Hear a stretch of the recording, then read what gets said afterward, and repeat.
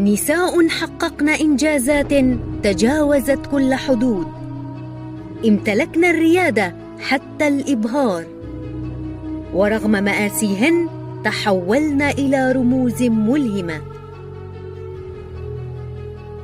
نساء استثنائيات في هذه الأوقات على الجزيرة الوثائقية.